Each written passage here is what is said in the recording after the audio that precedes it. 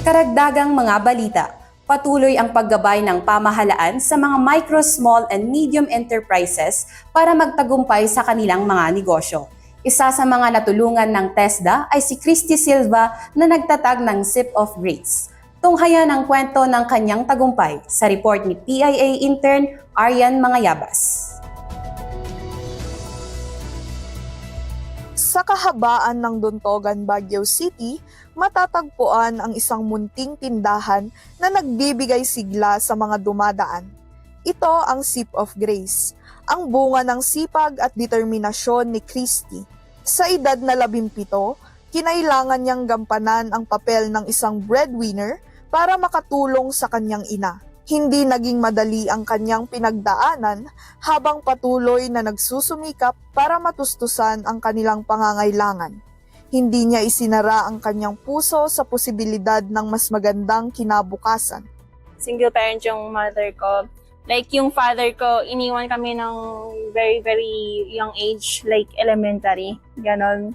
So ako, na napanganay at breadwinner, kailangan kong mag-work agad. So, as early as 17, before pa ako mag-graduate, actually, nag-work na ako. Nag-extra ako sa friend ng mama ko para lang makatulong sa mama ko. And then, yun yung naging dahilan din. Kaya ako nag-i-strive din na magkaroon ng business.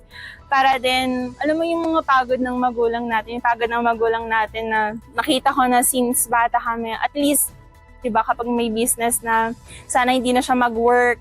So, yun din yung dahilan kung bakit ako nag-i-start dahil sa mama ko.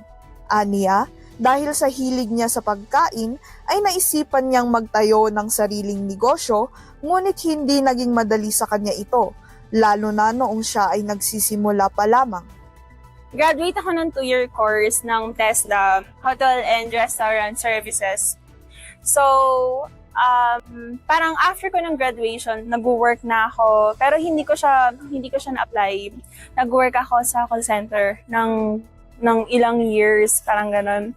So parang, parang somehow gusto kong bumalik kasi gusto ko rin ng food, gusto ko ng drinks, ng coffee, ganun. So parang yung puso ko bumalik sa gusto ko. So meron akong ipon sa kaka-work ko. So, nag-put up ako ng business ko. That time, after pandemic, medyo trending ang coffee, ang mga burger. So, yun, saktong wala pang ganito dito sa barangay natin na parang wala masyadong coffee shop na affordable. So, yun.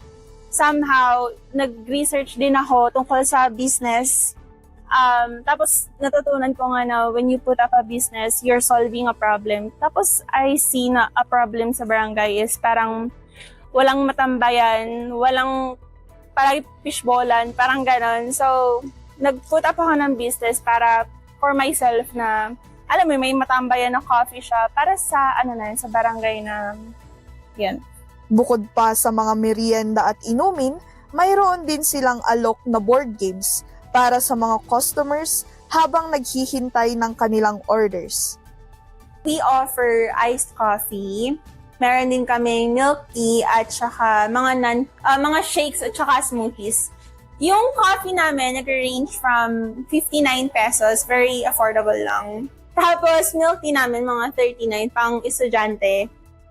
Tapos sa food, meron kaming rice meals, ranges from 69 to 69. Very affordable. Pang estudyante, tsaka mga nagbabudget din. Tsaka ang bestseller namin ay burger. Burger namin, 77 lang din yung chicken burger namin.